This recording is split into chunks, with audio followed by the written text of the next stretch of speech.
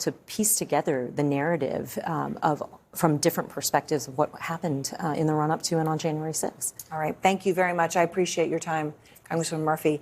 And I want to go now to Manu Raju on Capitol Hill. And Manu, I know that you have been speaking to Republicans there in light of this breaking news. What are they telling you about these referrals?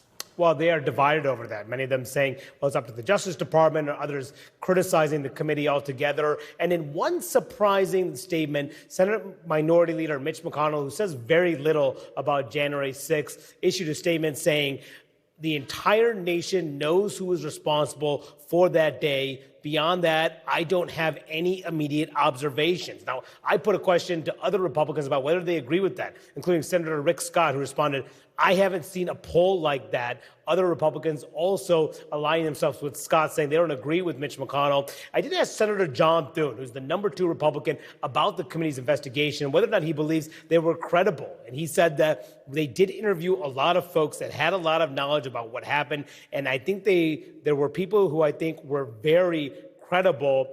He went on to say he needs to review the report further, but breaking from a lot of Republicans who simply say that the committee was partisan, even though it was divided 7 Democrats, 2 Republicans, saying that the committee's results cannot be trusted. A lot of the Republicans were saying that, but some keeping an open mind, and others who have been critical of Donald Trump, like Senator Mitt Romney, said his view is very clear that Donald Trump was responsible for what happened on January 6th, and many of them just keeping their eyes open, watching very closely what the Justice Department decides to do. But Aaron, that statement by Mitch McConnell really reverberating around the halls of the Capitol. Unexpected that he would come out and go as far as that he did, saying that the entire nation knows who is responsible for January 6th. Not mentioning Donald Trump, making very clear who he's talking